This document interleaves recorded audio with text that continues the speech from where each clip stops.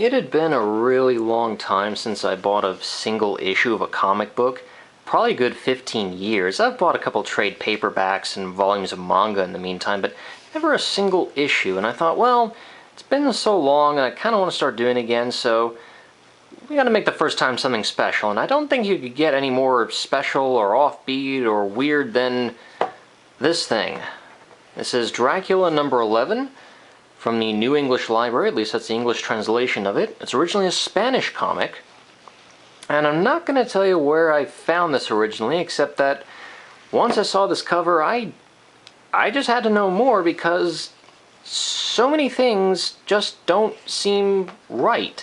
I mean, okay, it's called Dracula. Now, I'm not a fan of vampire stuff, so I saw Dracula, just thought, okay, whatever, but then I see this, I think, oh, okay, these are not things that come to mind when I think of Dracula or any vampire.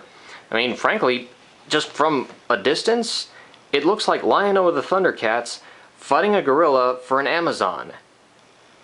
And couple that with that the copyright date is 1971, which is what, 14 years before Thundercats? So, what, I mean, could this have been the guy who created Thundercats? I mean, the artist, well, it's Esteban, I don't know what that is, but that's not the guy who created Thundercats. So, but look at this guy. I mean, he's got the yellow skin, he's got the fiery red hair, and that could have been Monkey-in, but what is this? Why is it called Dracula? Why is Lion-O fighting a monkey? Who the heck? That's not Christopher Lee, I can tell you that. This guy's way too well fed. I mean, is this Dracula? I didn't think he was that old.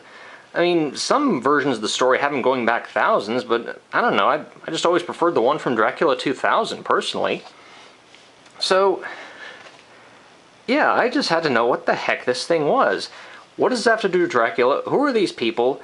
I mean, that's good cover art right there. So,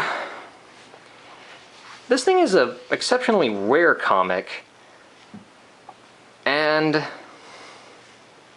I've got to say, well, for starters, if you ever go out to try to find this thing, if you've already convinced yourself to go look for it, you're going to spend quite a bit. I'm not going to tell you exactly what I spent on it, except I've gotten trade paperbacks for less. I've got to say, though, I kind of really do feel like I got my money's worth, because this is incredibly well made and very well preserved for something that came out in 1971. I mean, there's nothing glossy on this at all. This is very, very crude, very rough, but not cheap. You know, there's no cheap newsprint or anything, but it's not glossy. But the person I got it from didn't have it in any sort of bag or storage compartment. I don't know how they preserved it, because it doesn't have a poly bag, but the reason being, it's too big for most poly bags made. So, I don't know what they did, but this is made of good stuff. It's good cardstock. So, the comic itself, what does it have to do with Dracula? Well, nothing. This is a comic anthology. There's actually 4 short comics in here that are based on sci-fi or horror theme. But none of them really have anything to do with vampires, and this guy, or in this setup, doesn't really happen in the book. The first story is about a barbarian named Wolf. And, let's see, where is it? This scene right here, this is about as close as we get to the cover. We got this demon-looking thing grabbing this girl, and he's looking on. But really, that's it. And in fact, this is the last page of the story. And then the second story is about a guy who gets blown off by 2 roadsters whose car crashes. He goes to investigate, then this Lovecraftian horror thing snatches him up and makes stars out of all of them. And then there's this sorceress named Agar Agar, who tries to convince Prince Charming to leave Snow White and fight a Hydra. Like, really, I'm not making this stuff up. I will say the color in this is absolutely gorgeous.